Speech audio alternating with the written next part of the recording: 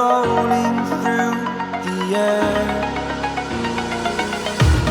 The pain I felt is paid for, all is said and done.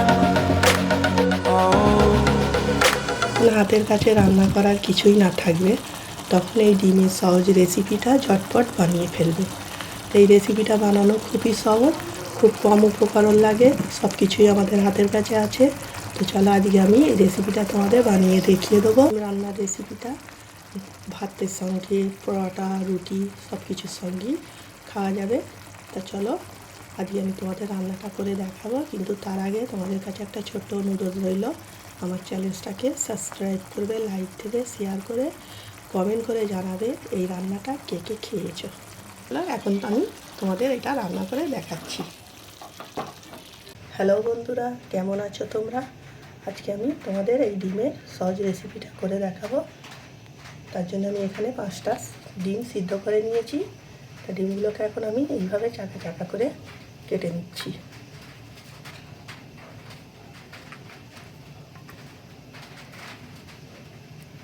সব ডিমগুলো কি এইভাবে কেটে নেব। তো এখানে আমার ডিমগুলো সব কাটা হয়ে গেছে, এখন আমি রান্নায় চলে যাচ্ছি।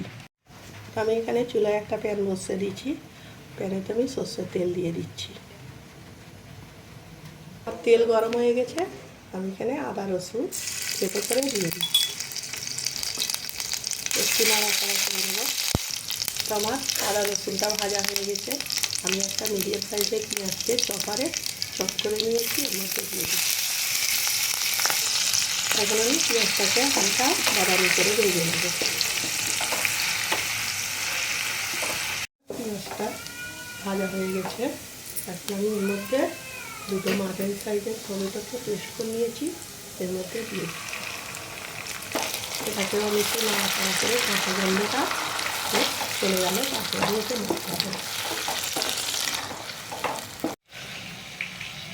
এখানে আমি একটা পেয়ালায় 1/2 কাপ টক দই নিয়ে নিচ্ছি, এর মধ্যে এখন আমি দিয়ে দেবো মশলা। 1/2 চামচ হলুদ, 1/2 চামচ লঙ্কা, 1/2 চামচ ধনে, 1/2 চামচ জিরে, 1/2 চামচ মরিচ, কালারের জন্যে 1/2 চামচ কাশ্মীরি লঙ্কা। এখন এইগুলোকে আমি ভালো করে ফেটিয়ে নেব।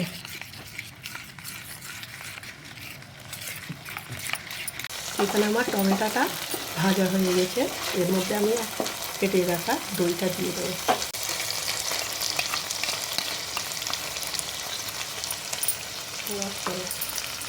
এখন আমি দইটার মশলাটা টমেটোর সঙ্গে ভালো করে একটু কষিয়ে নেব।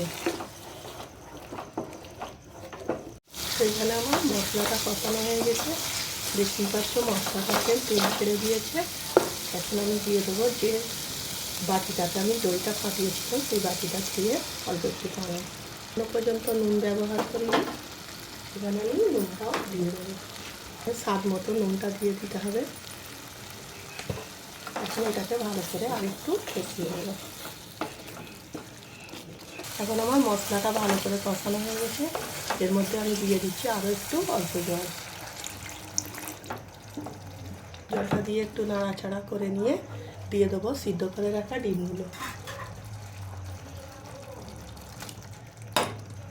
আর দিয়ে দেবো দুটো কাঁচা লঙ্কা, দিয়ে দেবো একটু গরম মশলা। এখন এটাকে আমি ভালো করে নাড়াচাড়া করে নেব।